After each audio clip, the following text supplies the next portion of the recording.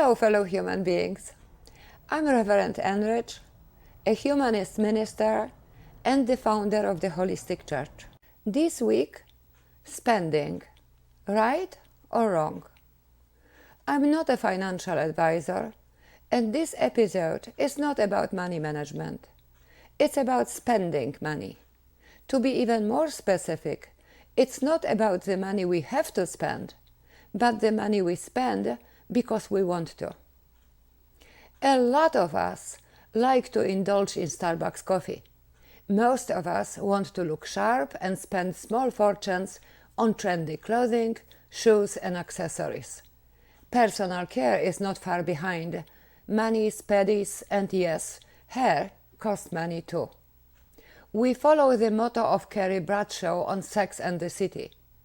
I like my money where I can see it, hanging in my closet. Not surprisingly, many live paycheck to paycheck and struggle. Did you ever stop to think about how you spend your money and why you spend it the way you do? It may be worth a moment of your time. Why? Because there are two different ways to use money. One is to keep up. The other is to invest in yourself. Most of us are guilty of spending money on keeping up. Too many people spend money to buy things they don't want, to impress people they don't like. Will Rogers. Keeping up with others, with trends, or with your moods is a bottomless pit.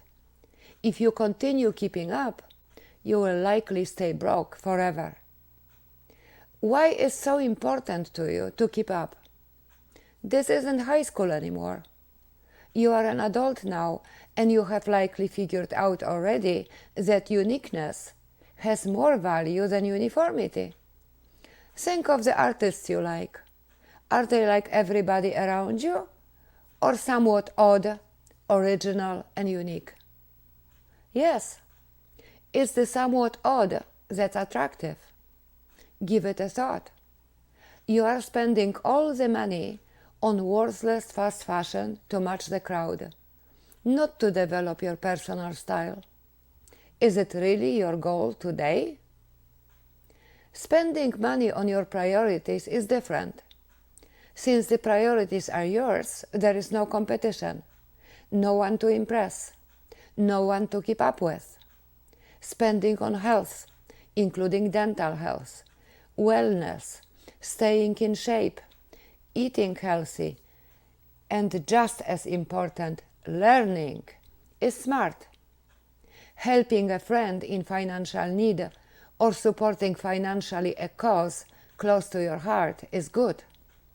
Having extra money in the bank is not bad either.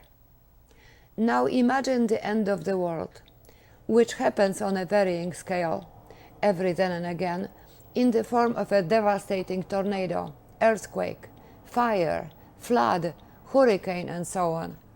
Imagine you survived, just you, without your belongings.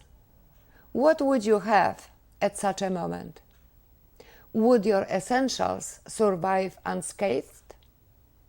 If you spend your money on keeping up, a disaster would leave you devastated. You'd have nothing of value.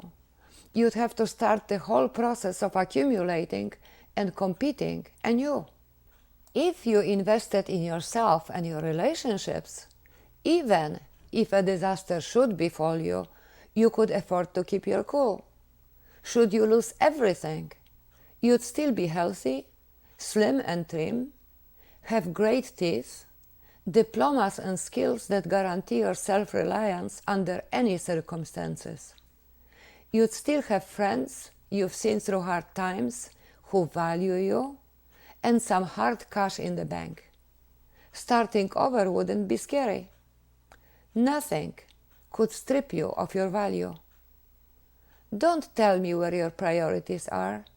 Show me where you spend your money, and I'll tell you what they are. James W. Frick. The problem with small choices and small indulgences is that they add up. Eventually, you, your life, and your future become the sum of those small choices. Make your coffee yourself, and every time you do, put $3 in your piggy bank. Buy 2 high-quality garments a year. Treat them well, store them well, and you'll build a top-notch wardrobe plus a personal style. Fill in the blanks with thrift store finds. Investing in yourself, your network, and your values produces short-term and long-term dividends. Make a conscious decision on what matters to you, and this time put yourself ahead of the crowd you are trying to keep up with. Eventually, you'll become the person others want to emulate. To the question of whether spending money is right or wrong, it is the how you spend it that makes it either right or wrong. This much for today.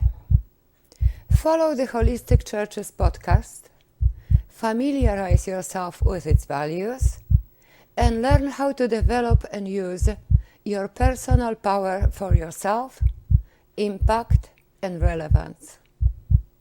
Before I go, remember, every time you learn something new, you are becoming more.